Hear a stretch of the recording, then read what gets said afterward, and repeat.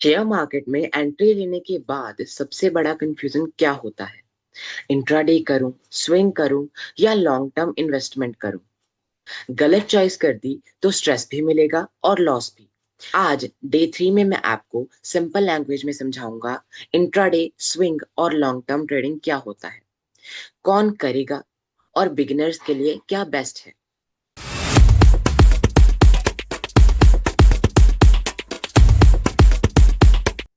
सबसे पहला पार्ट आता है इंट्राडे ट्रेडिंग। इंट्राडे ट्रेडिंग का मतलब होता है सेम दिन शेयर्स को बाय करना और सेल कर देना। मार्केट ओपन हुआ, आपने बाय किया और मार्केट क्लोज होने से पहले पहले आपने उन शेयर्स को सेल कर दिया। इसमें आपको या तो फास्ट प्रॉफिट होगा या फास्ट लॉस होगा, हाई रिस्क होगा और फुल टाइम स्क्रीन पर ही रहना पड़ेगा। एग्जाम्पल, आपने शेयर को 100 रुपए पे बाय किया, 103 पे सेल किया, आपको यहाँ पर 3 रुपए का प्रॉफिट हुआ। लेकिन अगर वो शेयर 97 पर चले गया तो उतना ही लॉस फास्ट हो गया। इंट्राडे बिगिनर्स के लिए बहुत ज्यादा टफ होता है क्योंकि इमोशंस को कंट्रोल करना मुश्किल होता है। देन बारी आती है स्विंग ट्रेडिंग की। स्विंग ट्रेडिंग में आप शेयर्स को कुछ दिन या कुछ हफ्तों तक होल्ड करते हो। इंट्राडे से थोड़ा रिलैक्स्ड होता है। इसके अंदर आपको मीडियम रिस्क मिलता है, डेली स्क्रीन टाइम कम रहता है और आपको इसमें ट्रेंड को फॉलो करना रहता है।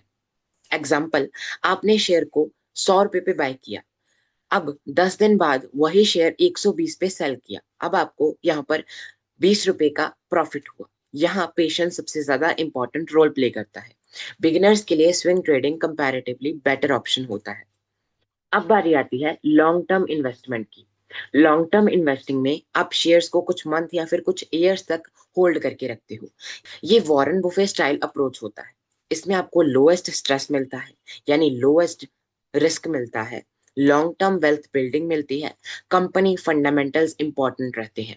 एग्जाम्पल, आपने 100 रुपए पर शेयर को बाय किया और 3 से 5 साल तक होल्ड किया।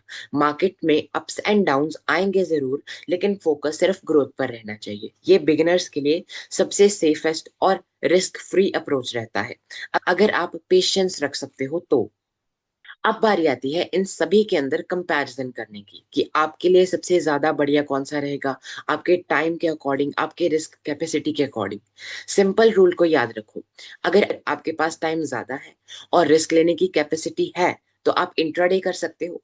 अगर जॉब होल्डर हो, स्टूडेंट हो या फिर हाउसवाइफ हो और डेली फुल टाइम नहीं दे सकते तो आप स्विंग ट्रेडिंग कर सकते हो। और अगर आप अपनी वेल्थ को बिल्ड करना चाहते हो और बिना किसी स्ट्रेस के आप ट्रेडिंग करना चाहते हो तो आप लॉन्ग टर्म इन्वेस्टमेंट से स्टार्ट कर सकते हो। लेकिन ब्लाइंडली किसी को भी कॉपी मत करो, अपना टाइम, कैपिटल और रिस्क टॉलरेंस समझ के डिसीजन लेना। अब बारी आती है बिगिनर के लिए advice. 90% of the beginners intraday में आकर लॉस करते हैं क्योंकि उन्हें प्रॉपर नॉलेज और डिसिप्लिन नहीं होता। इसलिए स्टार्ट स्मॉल करो और पहले लर्निंग पे फोकस करो। अगर आप एक बिगिनर हो तो कमेंट करो आप कौन से टाइप से ट्रेडिंग करना चूज करोगे, इंट्राडे, स्विंग या लॉन्ग टर्म। वीडियो हेल्पफुल लगा तो इस चैनल को सब्सक्राइब जरूर करना, मेरी वीडियो को लाइक जरूर करना और कमेंट के अंदर डे 3 डन जरूर लिख कर जाना, क्योंकि कल हम बात करेंगे रिस्क मैनेजमेंट के ऊपर जो हर एक ट्रेडर के लिए कंपलसरी होता है। और डे 4 को मिस मत करना।